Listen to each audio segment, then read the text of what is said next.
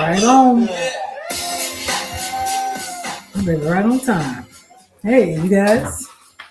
What's going on, everybody? In the house tonight, everybody. Slide over this way. Baby. Hey, what is going on? It is 6:02, 5:02 Central Standard Time. I know, we're 2 minutes behind. I had to let my clock tick down a little bit. So what has been going on for the week? Fuller and I have had it's all blended together. We say that probably every week. We have had a busy week. Look at us trying to fight for the space. Over here? Okay. And so, how was your Valentine's Day? Oh, yeah, we had a good Valentine's. Yeah, Valentine's, let's see. So Valentine's was Saturday, but we celebrated on Friday instead, which was good. Right. Yeah, and so what we doing on Friday, baby? We went to the Atlanta Historic Center. Yeah, Atlanta National Museum. And we saw enactment of the Temptations, rather Motown, Under the Stars. And they had it hooked up. I mean, it was really good. It was good. It was very good. Very good. It was good. Yeah, good Valentine. And that was my Valentine's too. No, really. Fuller. Right. Okay, we're gonna talk about that. I was about to make a point. Okay. Fuller always says to me, because I said that's what I'm gonna get you for Valentine's. And we're gonna go to, it's called Constellation Motown Under the Stars. And so that's what I was getting Fuller for Valentine's. But Fuller said to me, we didn't do we meet last week? No, we skipped last week, right? Yeah. Okay, so Fuller said to me, Miss Norma, Miss Yvonne Holmes, and everybody else, Vera, Gwen, all the lovebirds and those that are loving on each other and took care of celebrating Valentine's. Fuller tells me that Valentine's is for the ladies, and that I don't have to get him anything, and I really do appreciate that. But I did get the tickets. And then I got dinner the next day for us and the family. Oh, right. Yeah. Right. So but for Valentine's, we celebrated, went to that event. Saturday, went and got my mom. Paige came over because we want to make sure that they feel loved as well. So we got them some Valentine's gift bags of goodies of stuff they need. Yeah. Toiletries for my mom, like little small bars of soaps and shower caps, stuff she kind of hint at that she needs. And so I just put it all into a bag for her, and some chocolates, and there's a few other things in there. Your card and some money. Some money, that's always a winner. And Miss Page, I gave her a card and some money, and she gave me some gift cards, and I was shocked. I mean, I was just so loving and kind to her, Paige. This love on Papa Bishop. And so I said, well, Paige, make sure. I said, Papa Bishop say, you don't necessarily have to give him anything, although that was very nice of you to do that. Paige spends a lot of money when she buys gifts. She does. And so she's not cheap at all. And so I said, that's okay, baby. Just make sure that when you start really dating someone, that they recognize that the guy is supposed to kind of take care of the girl or the young woman. Unless y'all have a conversation. I might be the only one feel like that. Yeah. That's why I said that's my opinion. Unless y'all are having a conversation about exchanging gifts. I think it makes that lady just feel a little bit more special. She always should feel special. Yep. But just a little extra over the top. Yep. I said just have a conversation. And I gave you some gifts. Yep. I got a couple of pair of tennis shoes, and those are very nice. And I appreciated just that, because Fuller can go beyond, which is fine. And so, but what did y'all do? Miss Norma, Miss Norma said they celebrated on Friday as well. That was a really good day to celebrate. Right. And then look, we decided we were going to try to go out and grab something to eat after it was off of West Paces Fair. If y'all have never been to the Atlanta National Historic Museum, you got to go. Yeah, I want to go back. Yeah, we were able to look around briefly, and I don't know if sometimes y'all see Fuller, he'll wear. I was looking up at his cap, because he wears this cap, says the Atlanta Crackers, and I used to black crackers. And so I used to laugh at him because I said, Fuller, what what is this Atlanta black crackers? And so when we were in the museum, we happened to walk past a jersey, and it said crackers on it. Atlanta crackers. Mm-hmm. And so, it was the white crackers. Yeah. and then they had a Negro league started that was called the Atlanta Black Crackers. Really? Yeah, it was two different teams. Yeah, but they had a lot of history. You know, I'm sure some of you have been to the civics, the Civil Rights Museum. That's different. But they got Indians from when Indian was in Georgia. Darlene, me take this call. Indians when they was in Georgia in the mountains, and they had Indians, and then they had Mayor Ivan Allen, who navigated the mayor of Atlanta and navigated the civil rights movement along with Dr. King and other civil rights leaders. And he navigated that. And I was telling Darlene, my personal choice, I think that the Atlanta best mayor was Ivan Allen, Mm-hmm. and then Maynard Jackson. I think those are my two favorite mayors of Atlanta. And she got a chance to see Ivan Allen picture. Mm-hmm. Look, Miss Norma said they had a romantic dinner. Where did y'all go, Miss Norma?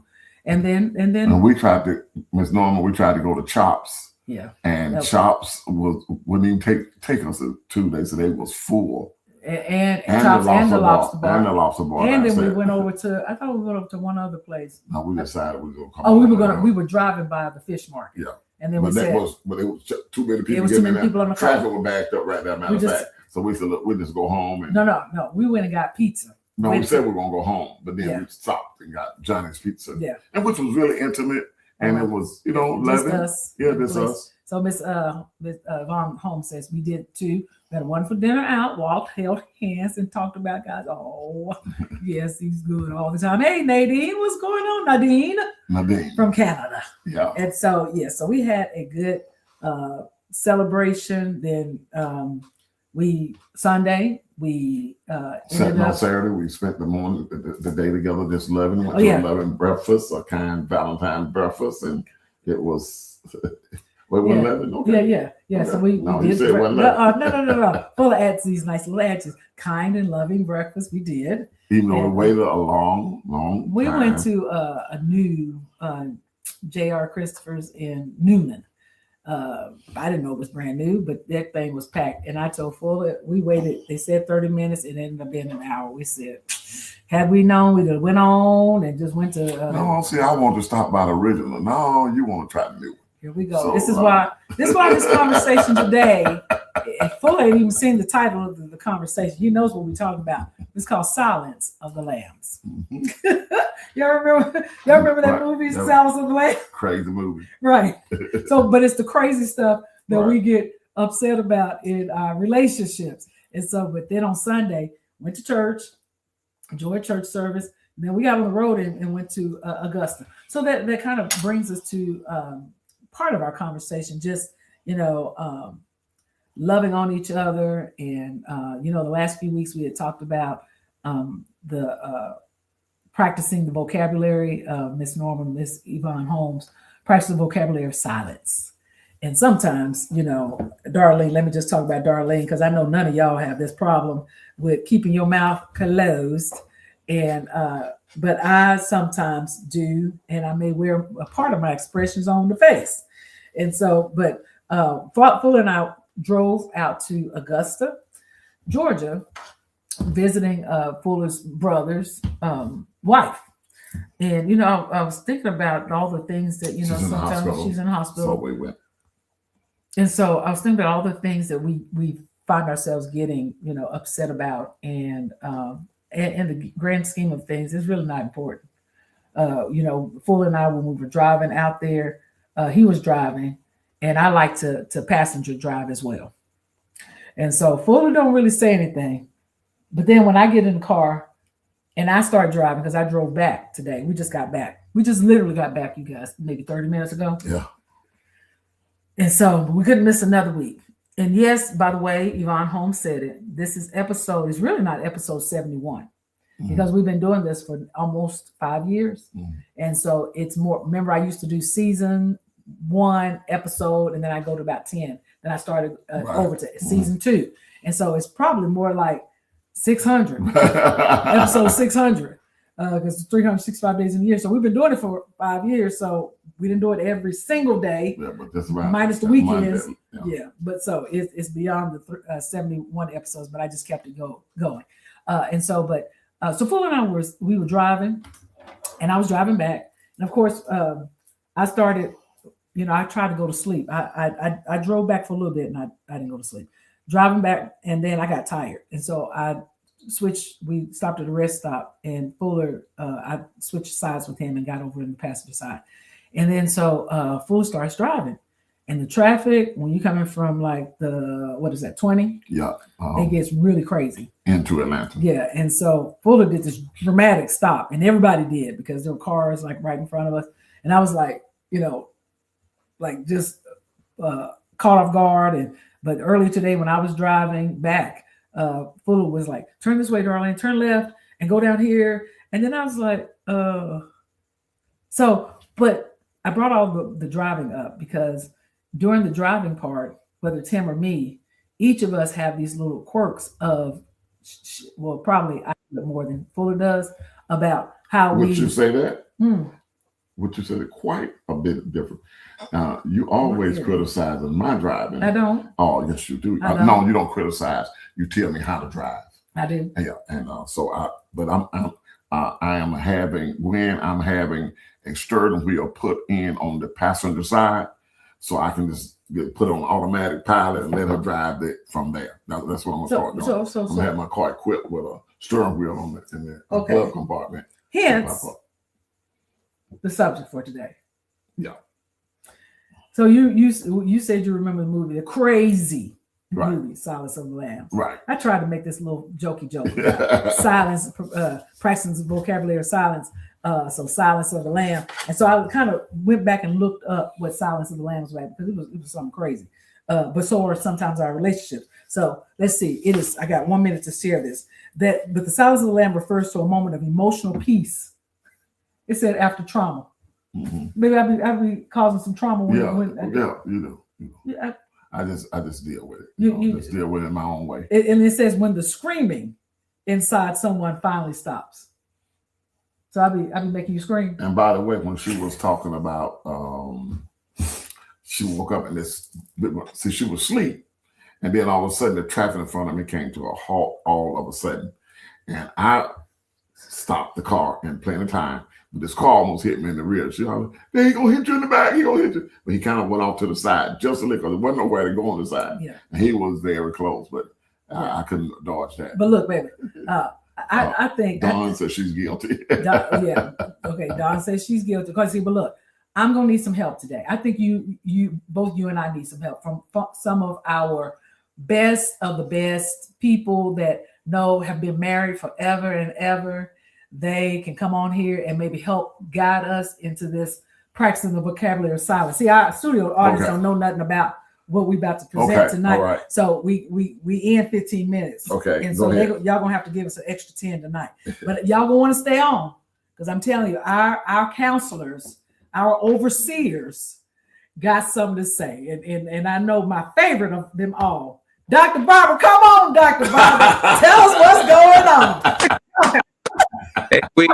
We late, but we made it. Y'all made it. I saw y'all in the background. I was like, yay! Well, GodFidence fan, we have our favorites on Dr. Layden and Dr. Barbara, and this my friends. I just love Rick V and Barb, and spent a lot of time with them, a lot of time in their house. So we're so glad to see you. Maybe y'all can help us out.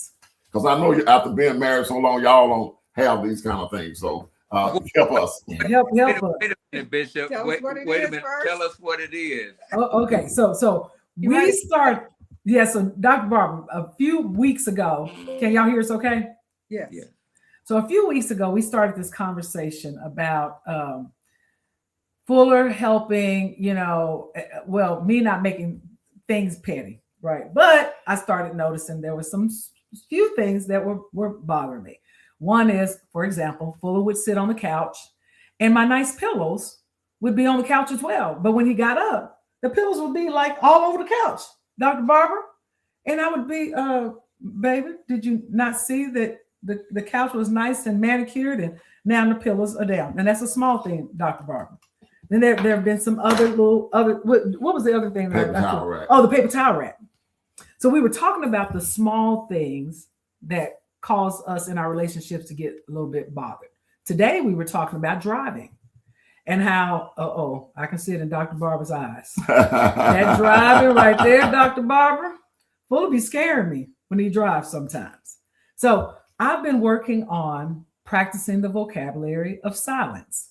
Hence, the subject, if you can read the screen, it says silence of the lamb. And Doctor, she said she's trying and she's failing. She's in the 099 class. So Dr. Barber, talk to us about, how you have dealt with just not saying anything when you feel a little bit frustrated. Maybe it's helping around. That's what it was. Helping around the house. I didn't know I had signed up to cook for the rest of my life. Dinner or planning what we're going to have for lunch, dinner. I didn't know I was going to have to do all that. So why did you have children? What? Why did you have children? Dr. Barber, see, that's what I'm saying. We need some counseling. Y'all, we just be messing around with y'all. Ours too, y'all. We don't want y'all to be thinking, ooh, Bishop and Darlene be going in.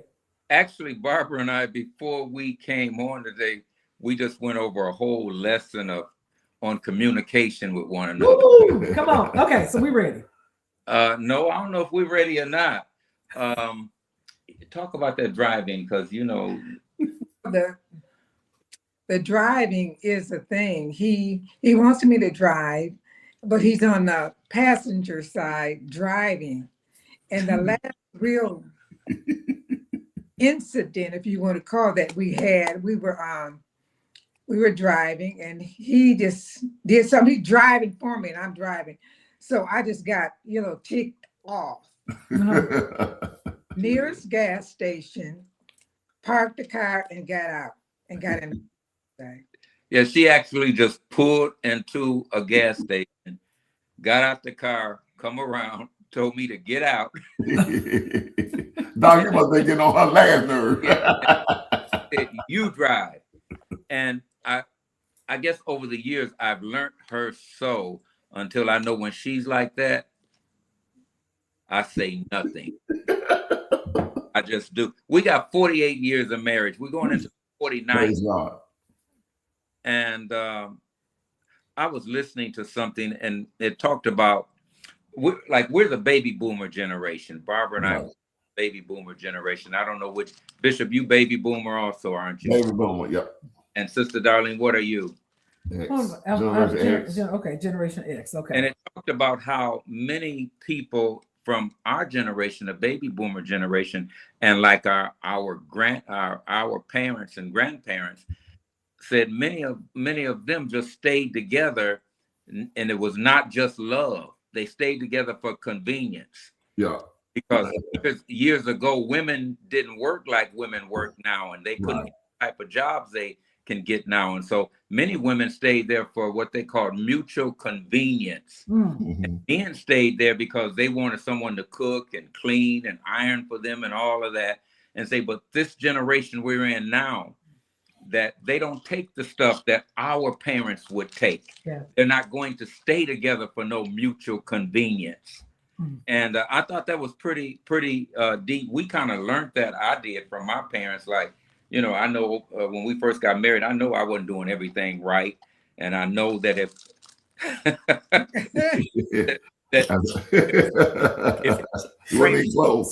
she wouldn't have stayed with me, because I used to like to have everything my way, and I had to change in order to keep her.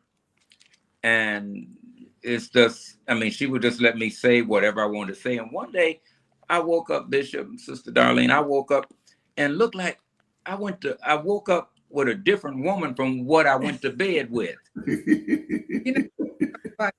Your love tank being filled, I think my irritation tank had got full. Okay.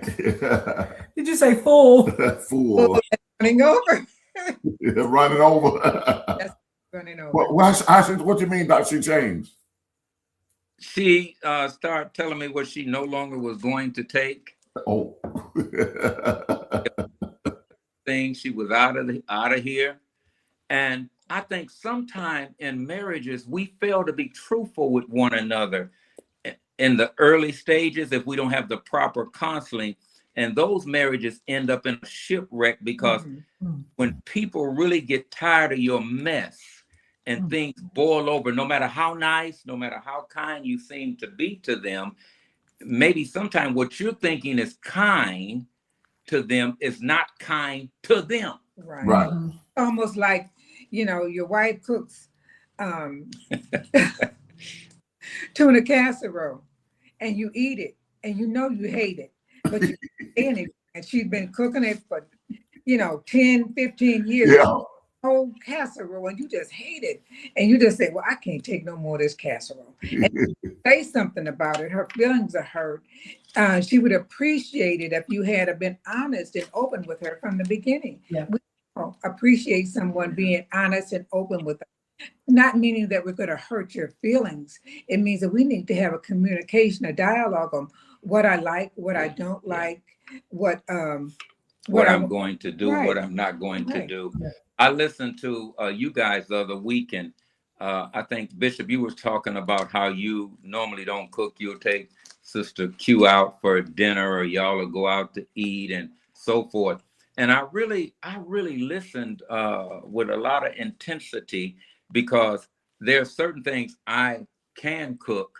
And I took and asked, right after that, I asked Barbara, I said, you want me to cook this today? You want me to fix this? And these particular dishes she liked, I don't think you want me cooking anything. I can't cook. No. But there's and I just saw the glow on her face, like, oh, wow. But, also I would enjoy the trying of something, even though if it came out badly. I would like for you just to try and show me that you cared in that way. And we could have, communication about that. We could talk about that. We could laugh about that. I could make you feel good, even though it was, it was taste terrible. It was a car wreck.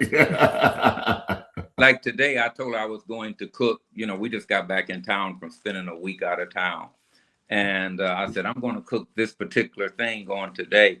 And she said, okay. And so we sat around a little longer. And then she said, Rick, we just got back in town, and she didn't put this in. It's not like we're broke. But she said, we spent a lot of money going out of town and doing this. She said, why don't you just go on and cook what you talked about cooking? I said, no, the money don't matter. She said, I know it don't matter to you. We end up ordering something into the house and ate. We've learned over the years, it's just learn how to flow with one another. It ain't worth the going through a day or 2 days, us not having communication, because that's so important to me. When she's not communicating with me, I don't feel right. I can't preach right. I can't even put you guys right. And it's seen on my face and in my actions. Yeah, and I can understand that, because if you upset with the other person, your wife, your spouse, and you love them and you carry that burden around. You just nothing goes right. Nothing goes right. Yeah. When the wife is happy, mama happy, the house is happy.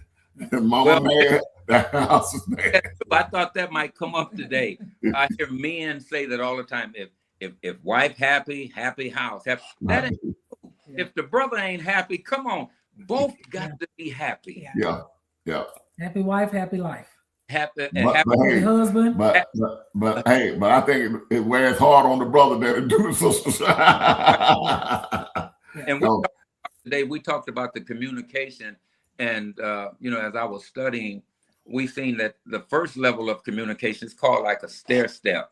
First level of communication is what they call hallway communication. Just how you get on an airplane with the stewardess and they just, hello, how are you? Hello. And when they be saying hello to you before you get to them, that means that they really wasn't paying you any attention. It's just something to say. And many marriages go on for years like that with cliche talking. It has to get deeper than just surface talk. And then the next level they talked about is the reporter level. That's where you just report the facts. How was your day? Fine. Did you eat at lunchtime today? Yes. No, tell me what you ate. Let's go into it. And I think these things really have to be taught in order for husbands and wives not to be miserable for years. You know, with us guys, we've learned how to stay together even when we going through hell. Right. I got you. I got you. I got you. This new generation, they're not staying with you. They're not staying with one another. Right. They're not gonna stay on no job. They ain't gonna stay at no church. They ain't gonna come on. Y'all better talk to me. You got the that goes back to Doc Layton when we were talking about they not like Yeah, us. right. They're not like us. Right. Yeah, see, Doc, but they know they can come back home. Well, you think that's it? A lot of them do. Yeah. But you know, You know, a lot of young people don't. They get in like we were saying, they get in relationships with people. They don't really know the value of the person. They don't give their chance enough. Their self enough time to learn that person. And when you communicate, you don't know that person. All you do is sit around and look in their face and grinning, look at his eyeballs and his mustache, his beard, his pearly white teeth. And are you prepared for when the teeth start turning yellow and the hair starts? You have to know that person, and that makes life so interesting. People need to realize that life, marriage, communication with people, friends, all that stuff is interesting to me. I get to learn people. I get a chance to like people. I get a chance to understand people, and I can sometimes just sit back and think about the people I know and the conversations that we had.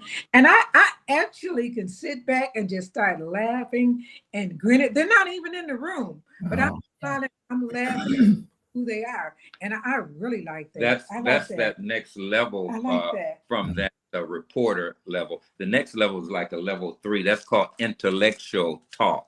That's the level to where you begin to wonder, what are you thinking? Instead of always you trying to be the one that leads the conversation. Who are you? Yeah, who are you? Sometimes Barbara asked me, she said, tell me something that's been hard to tell me. Tell me about what happened during this time. When we were in the airport yesterday, I told her a couple of things. Well, a couple of things happened to me. And she just laughed. We got on the airplane. Everybody on the airplane I had to shut the girl up. She was just laughing at me, you know. That's good. They lost their carry bags, rollaway bags. We left it. We trying to run and get somewhere. And I left $5,000 in cash in the bag. Went out and couldn't get back in. The airport had shut down. And she was on her phone typing. What did you type? Tell them what you was typing. Well, how was I acting first? Well, let me tell you how I wrote down, never carry more than a certain amount of money. Remember to have credit cards. And then after that, I wrote. Because she said, Ricky, you don't need to carry the kind of money you carry. She said, you got all these credit cards. We can charge up to the moon on them. And then he was like kind of on the way to going through. And I typed out. What you mean going through? You know, when you lose money like that, you know, out there, you just, and that cash money. I typed out nervous breakdown on the way. He kept saying, I'm telling the kids, I'm gonna call Nehemiah, I'm calling the girls, I'm telling them you had a nervous breakdown. That is funny. I said, no, I said, Barb, how can I be so stupid? Just a stupid. And she was just like sitting back like, yeah. Because he is my friend, I care for him. No way was I gonna let him go down that road. No way. Right. And tell him what you told me. She said, stop it. She said, if you calm down and we get an agreement, God will give it back to you. And so I calmed down for a little bit. And all of a sudden, the guy where I had left the bag, because they wouldn't let us back upstairs, he come down and I said, sir, did you see my bag? And he said, yes, I sent it over to Lost and Found or somewhere, and it's on the other side of the airport, but you can't get it till tomorrow. I told him, I'm not leaving this airport till I get my bag.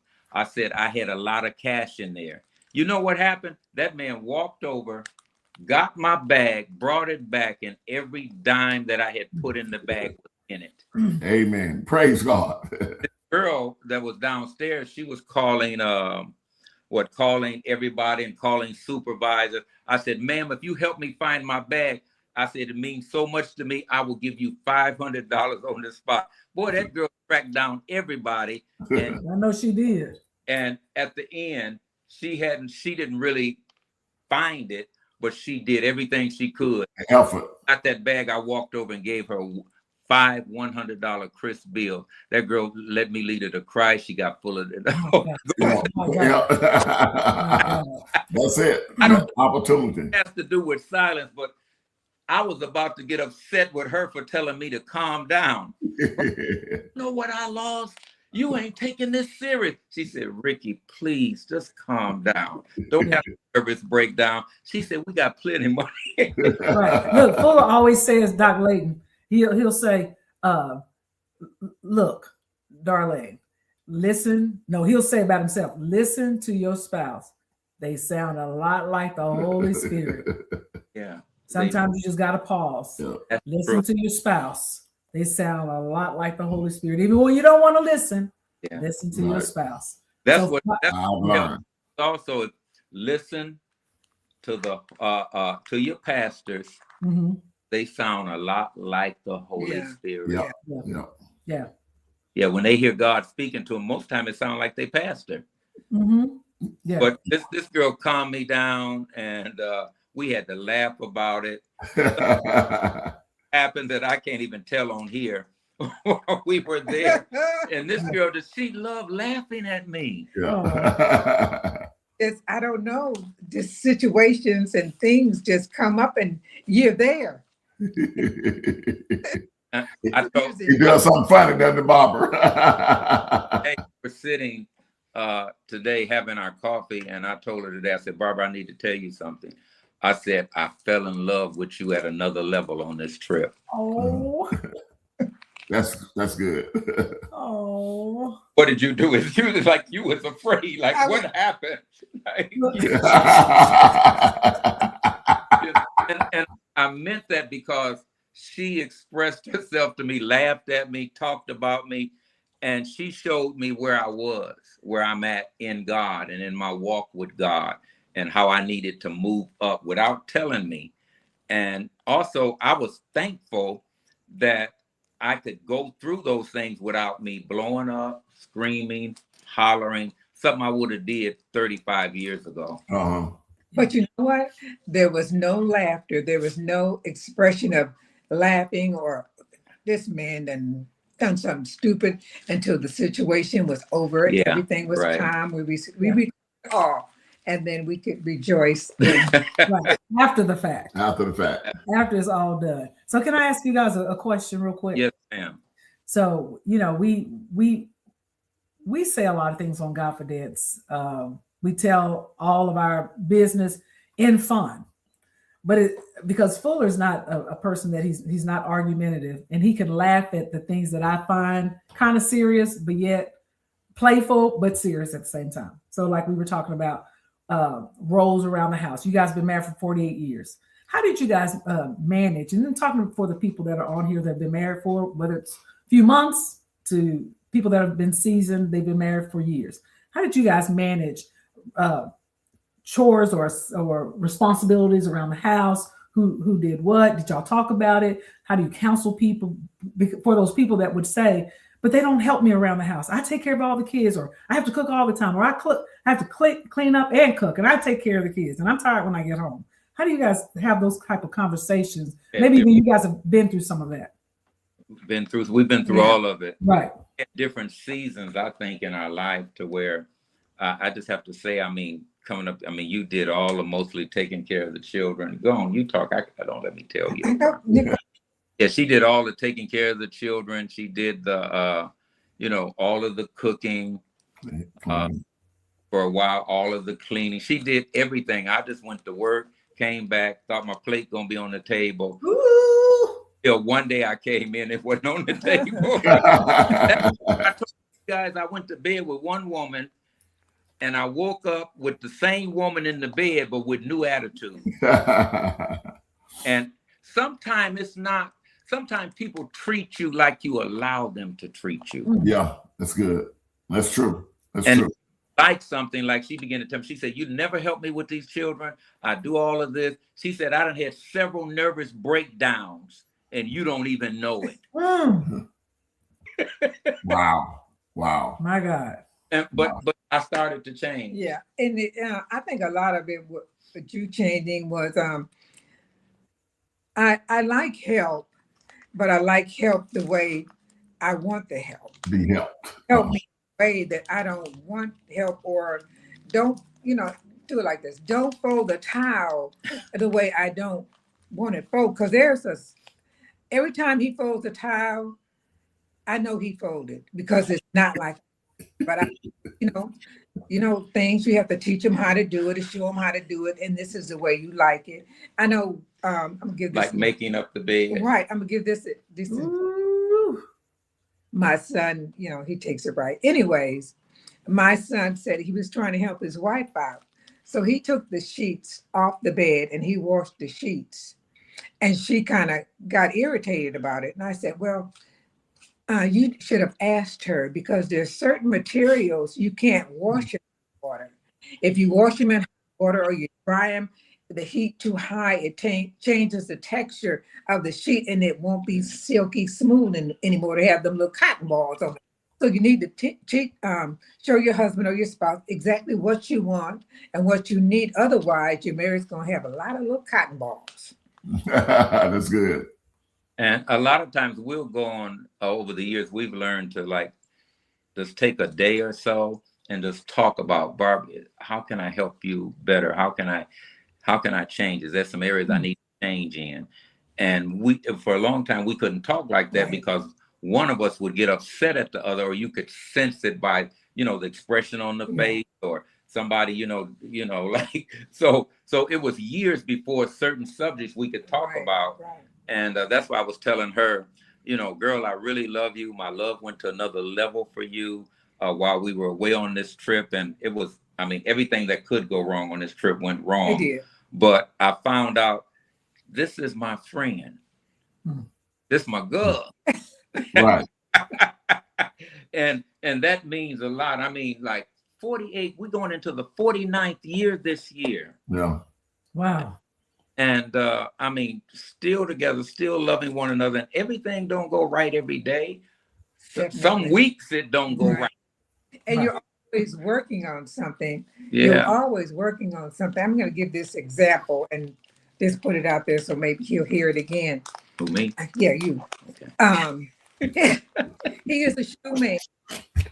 Huh? Shoe man sometimes. I'm a shoe man. Yeah, you like shoes. And I never like anything under the bed. I don't want no shoes under the bed. And he would leave his shoes up under the bed. Oh, you talk about getting ticked off? I would have 5 and 10 pairs of shoes under the bed. And then I got to go up under there and get them. But tell them what at that one house, what I did. You had a shoe rack made for, I don't know how many pairs. About 100 pair of shoes. Yes. I've been in that room, Doc. Yeah. I remember that. He really did, Bishop. You seen it. Right. But take him 2 weeks. After 2 weeks, he would gather all those shoes up and take them up to that room. But before they got up there, they were downstairs up under the bed. So then she turned around and went and bought a shoe case where I could put shoes in the case and slide them under the bed, where she just didn't like stuff like that. And, right. And it took a while, though, before I just learned how to do that. And so it can be just little things like that. Yeah. That's why I was telling Darlene, see, I didn't know anything about, she wanted me to put the pillow back. I didn't know about, because I just leave a paper towel laying, but she wanted to roll all the way up. And see, I would leave it laying down. So I said, if that bothers you, why would you communicate that to me? I wasn't doing it on purpose, but if you communicated to me, and she can tell you since that time, I had done it since, because I know now. I know that ticked her off. Yeah. So you're gonna wait till it get to a level 10 Yeah. when we could have handled that level 2 or level 3. Yeah. You know, and you're gonna let it get to level 10. Yeah. And we didn't let that get. No, we didn't. Yeah, because I brought it up to you him. brought it up before you got upset. But Yeah. sometimes we need to communicate those things. What y'all talking about now, that's the way you stay together. Right. It's communicate. I think the scripture calls it, be ye angry and sin not. Let not the sun go down On the wrath, your anger, on your hostility. And so we like learn what you said, love different seasons. And if you grew up in a home to where people didn't communicate openly, now you got a husband or a wife that's maybe your family, the other family, you grew up in a home where y'all communicated everything. Yeah. So now this other person has to learn to adjust if they'll listen to Holy Spirit, Sister Q, like you said, if they'll listen to Holy Spirit. Yeah. And This is good. never forget what you liked about that person, what you loved about that person, the way they are inside. Never forget that, because sometimes we have things that when we let things bother us, we can't see that person. We can't can't see qualities. And it's important that we make sure that we see those qualities in the person that we chose to live our life. You told me that yesterday. Remember, we were in that place eating, and that couple came in, and young lady sit on one side and the guy sit on one side. And when I looked up and the girl looked up, she smiled at me and said, hello. And this guy just went off on her. I mean, went crazy. And Barbara and I left. I was telling her about it. She said, Rick, that's probably what he liked about her when he met her, how outgoing she is and how funny she is. He didn't forgot the things he really liked it about her. I think sometimes we do that, and then we change the person, and now we're with someone that's phony, because we don't let them express their true self. And we wonder why our marriages are not happy, because we don't let that person express themselves. They change, and you look like you don't even realize that you're not dealing with that happy-go-lucky person anymore. You're dealing with a mean, irritated woman or a mean and irritated man, because you won't let them express themselves, and you won't see them like you seen them when you first start talking to them and engaging with them. Does that go back to communication, guys? And then the generation before us, you know, they didn't talk about stuff like this. No. You know, they weren't having an open conversation like this. So we, and especially black men, it always said black men don't talk. You know, we don't talk about personal, intimate things feelings. We don't talk about things like that. Like a man don't cry and all those kind of things, all that foolishness, you know, that were handed down. Foolishness. And so we're just getting, I think our generation, Doc, is the first generation now. And it took us a long time. It took us being married 30 years to start learning how to talk, communicate, talk about our feelings and what hurt us. And I'm depressed. You know, I mean, those are no for a man, you know, because that was a sign of weakness. I need to talk to somebody. Oh, you didn't do that because you're a man. You know, I can't talk to nobody. I'm a man. So you got to get. I read a story to Barbara today about that. It's strange. You know, she used to say, I like you to read to me. She likes me to read to her for whatever reason. But anyway, I was reading a story today where this man or this woman told her husband, she said, honey, I'm just depressed. I just don't know why. And he turned around and said, you depressed? All this stuff you got, all I do for you? What you got to be depressed about? Okay, and when people treat you like, after a while, you stop being open. Right, you're not going to be open. Right. Communicating. And before you know it, as I heard our pastor, Dr. Dollar, say, then there's that wall up. There's a wall in between the two of you. And then nothing can get through it. And so and I think that's what we've worked on for 50-something years. We've been knowing each other 50-something years. And that's what we've learned how to really stay together with the communication. Because, I mean, the early days, I don't know how we made it to 48 years. And that's what happens with young couples.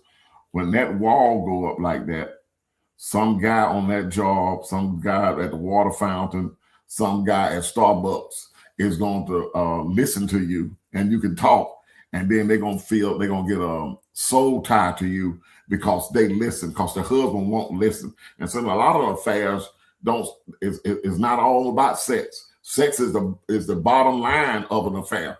Yeah. But see, what happened is verbally we don't communicate, and so somebody they're gonna listen to my wife or listen to me, and then and when we become connected, when that shouldn't be, because we are enough for our wives and our wives is enough for us. But we got to release some things with each other and make some deposit and withdrawal from each other to be made whole and to be that one that God wants us to be. We've counseled people to where the people say they didn't even like the sex of the other person that much, you know, the sexual intimacy, Right? Person's conversation, the sex was terrible, but they say, but that joker know how to talk. All right, then. To some people that sounds crazy, Right? Many times we're craving for somebody, as you said, Bishop, just to listen to us. Right. Yeah. Yeah. You know, Barbara used to tell me, she said, Ricky, I don't want no response. What? You don't want to, I just want you to listen. Right. I know what to, you know. She I said, just want you to pay attention. Because see, we always trying to solve the problem. Right, See, she don't want a problem solver. She just wants somebody to listen. Because I'm guilty of that. You know, he said something. I'm already solving the problem in my head. I'm already figuring out how I can get it done. She just want me to listen. Just want you to tell you right. about it. But I appreciate when Fuller, when I'm talking, especially when we first met, he would do this. Just looking at me. I'm like, what? You know, and as women, we get a little bit uncomfortable. We go, what you looking at? Is someone on my hair? You know, so we get uncomfortable when someone does pay attention, because most of the other relationships, nobody did pay attention. Fuller will say to me, the other day I came in and I said, babe, you know, I probably had at least 20 different hairstyles since you and I've met. And he's like, but you're the same person, but I love everything about you. And wow. So he gave me a compliment the other week, and it's almost, sometimes it gets uncomfortable to even receive the compliment because you're so busy trying to fit into the rest of the, whether it's social media, what everybody else looks like. So he said, you look so good to me. And I was like, he said, you look like you done lost some weight. I'm like, man, I ain't lost no weight. And I said, let me correct that. Why do we judge and get critical of ourselves so much when the man that needs to love me is telling me I'm everything that he needs? Sound like she been in our house. Yeah. Oh.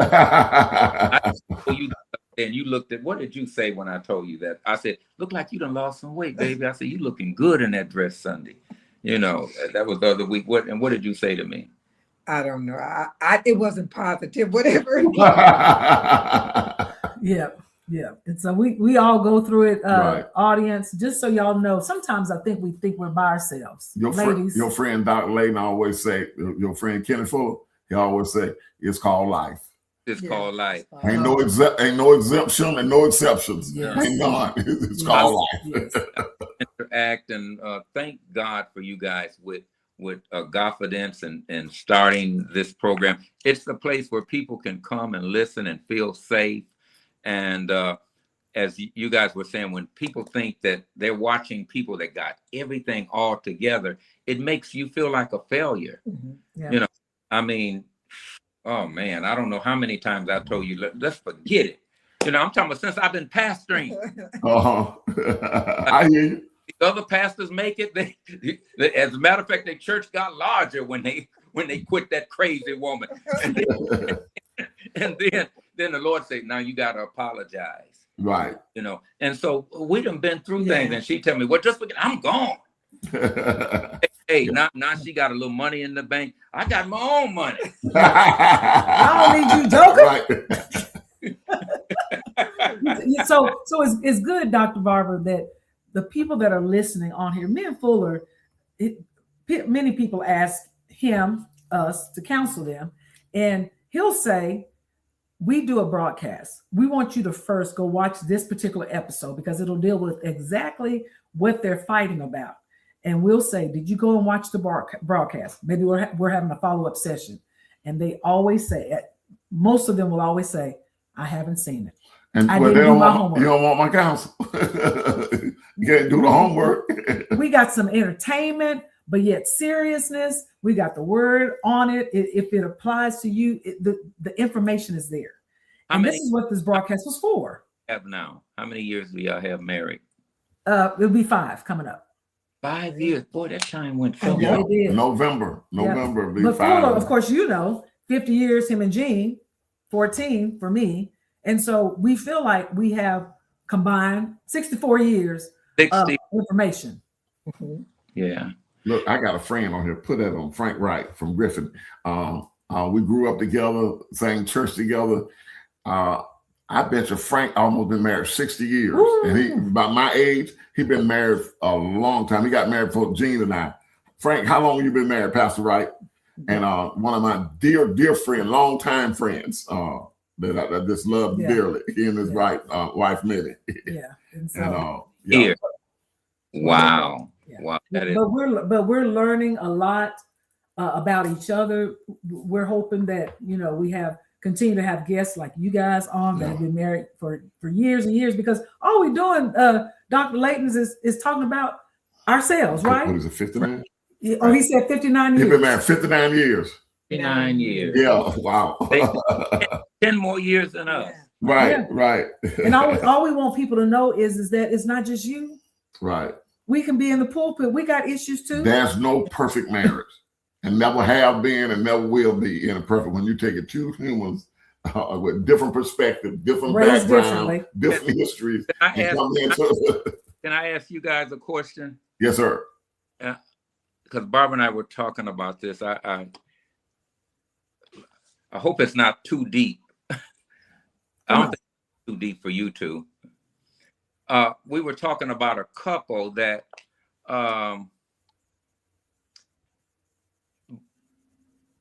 got married, and their spouses had same situation with you guys. Spouses had passed away and so forth. One divorced, one passed away, and but the one spouse don't want to let go of all of the memories, even the clothing or anything in the house of the former spouse. The one that passed away. Yeah. Let me tell you. Is that important to keep loving the memories and cherish the times? But are you cheating your new spouse by continually holding on to objects? I'm not talking about memories, but objects. Let me say this, Doc, because my situation, Darlene was a widow much longer than I was. 2 things I want to say. He need to get rid of all that stuff. Now the pictures, stuff like that. Now Darlene is got pictures of Jean up in this house. Yeah. Because she's not going to deny me of those memories, and she's not selfish. No, we ain't talking about pictures, bitch. We talking about dresses and no. I'm saying all that stuff needs to go. Yeah. All that stuff needs to go. Even though, and even though Darlene had been a widow all those years, when we got married, I moved into the house that her and her husband lived in. Yeah. But Darlene changed the house because I was still feeling a little eerie, even though he passed. But she had new floors done, had the house painted, cabinets done, painted, put new closet that make me feel comfortable in that house. It's important to let your new spouse know. God, is this a worldly song, Barb? I'm trying to think because it's Christian. To let them know, this might be Gladys Knight. To let them know you're number one. Right. That's right. That's right. Yeah, but you do need to get rid of the old. It's like the married. You've lost your spouse, but you still wearing the wedding band. Sometimes you're no longer married. And when a counselor, actually, it was a family therapist, she said, Darlene, because I was feeling some kind of way, I couldn't breathe. And she said, you need to take the ring off. You're not married anymore. Take the ring off. Let it go. You're no longer married. Unfortunately, when you guys said to death do us part. Yeah. The ring had to come off. And some of these things, Doc, need to be talked about before y'all get married. What you gonna do with this stuff? Like you want me to move in with you where you got to, what I'm saying, you got to get rid of that stuff. And he needs to get rid of that stuff. Married. I know how I know how she could feel. I know how she could feel. But But if she wants to remodel the house and right, get rid of this woman's clothing and all the books, and the clothing should go. Right. That's right. And he won't allow her, will he? No. No. That's marriage not gonna work long. Yeah. And maybe it will work, but she will be frustrated. Right. Yeah. It goes back to that boomer generation that we were taught just to stay with them. Right. Yeah. That means he's still grieving. And there's no way you're gonna forget the memories. Right. Every birthday, every anniversary, we remember it, right. We celebrate it. But as far as you keeping clothing, especially, right. No. There's no way that they should be keeping clothing. Cherish the memories. Yeah. Right. Memories are something that sets you into a mood, and memories are something that with most of us, they never go away, especially good memories. Right. So create good memories, especially with the new spouse. Right. Yeah. We got to move forward. As Mick said, we got to move forward. He got to move forward. You know, he can't stay there. And that's not going, it's like he got another lover. How do you guys suggest that you tell somebody that? Tell them.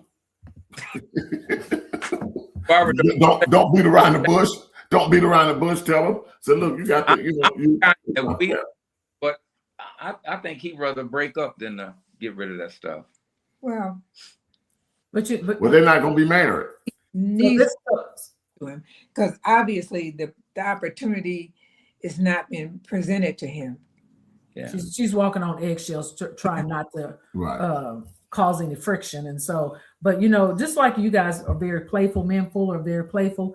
You have to open up and have the conversation and say, babe, look, I know that you love so and so, and really, it's interesting that they would have gotten married because apparently they didn't have a conversation about what are we going to do with all of this stuff, because that person must have moved into a house that they had before. Right. So like furniture, when Fuller and I moved to our new house, we kept some things that him and Jean had. We kept pots and pans, because really good pots and pans. We kept, furniture. But I was good. But we agreed. Right, we agreed. We talked about that. I guess what I'm focusing on, get rid of all these emotional things. Yes. Right. Yeah. pots and pans. So you, like you said, you cooking them. You good stuff. No, you better keep that right. Keep them the couch. Right, the couch. Yeah. With the clothing and all of that. Yeah, all of that. Those things need to. Right. You just need to have like you guys said. Just have a conversation. Yeah. But they are not going to be married. Really, what we talk about and godly married, if he doesn't do it, they might stay together, but they ain't gonna be that's not a marriage. Yeah. That's not a marriage. She's gonna be putting up with it and tolerating it, and because they don't want to get a divorce. But that's not a good marriage. That's not good. That's not good. Thank y'all for allowing us to come on. We came on late and we done made y'all run out of time. That's right at the top of the hour. Doc, one thing about it, it's our broadcast. Yes. And so people can stay on that want to hear it, and they don't. They can just exit, and no love lost either way. But so, we always know. But we gonna have a good conversation when you guys come on. And this is so beneficial, Doc. Y'all, thank y'all. Y'all have been one of our, if not the very best people we've had on the broadcast. But you guys know how to pull things out of us, and hey. We're just so gullible. We just tell y'all everything. Look, I already said all I gotta do is say, Dr. Barber. Let me talk to you, Dr. Barber. I'm gonna talk to Dr. Barber. Because I seen on side of Barber on the broadcast that I've not seen before. Because Barber's always laid back, reserved, and quiet. And she opened up, and it's been a joy for me to experience. It has, and I'm gonna never forget the part when Dr. Barber said, "Stop picking out my clothes for me." And that. Sister Darlene, I love doing that. I mean, I love to shop, and I love to shop for her. And I went through something when she said, "You ain't got to be picking up my clothes like there." And that I had to get over that. Yeah. I did, and I still go buy you stuff. Yeah, right. Well, I'm guilty too. Yes, he still does. But look, you guys, thank y'all. Thank you so much. Audience We for love staying y'all. on. You guys go back if you have not seen the other broadcast with Dr. Layton's on Dr. it. Barber, Yeah, Dr. that's it. Rick B. Yeah. Dr. Layton's. Y'all got to go back and see all of the previous broadcasts. We did a replay of you guys the week we decided to take a break. Was that last week? Uh-huh. It was so good. I was like posting myself. Now, I don't know what y'all going to end up music playing, but was that wasn't Gladys Knight, was it? You number one? No, what were you playing just now? I was playing This Is How We Do It. This is how we do it. But if you want us to play number one. Well, look, thank you guys for staying on the broadcast with us, our studio audience. And we're going to definitely have to get to Shreveport so we can do a GodFidence on tour. Yes. As a matter of fact, me and Pastor Darius and I are doing, we're talking about the different generations. He was on with me last Tuesday. I heard it. I was listening. And I would really love for you guys to come on, inform, and begin to share with our audience about ministry. You guys are in one of the greatest ministries in the world with our spiritual father, you guys, spiritual father, Dr. Creflo and Pastor Tapley Dollar. And I would just like y'all to talk about what it means to be in a large ministry like that, and what it means and the people that you see come and go, and the mindset of people in a ministry like that. Yes. So can we schedule something like that with you guys? Absolutely. Yeah, absolutely. We'd love that. Yeah. Yes, I know. Just let us know. Yes. Okay, last thing we got to do. The music is playing. Turn it up, baby. We're going to dance it out. And then we're going to do our little kiss. Look. This is how we do it. Thank you, everybody. See y'all next week. Thank you.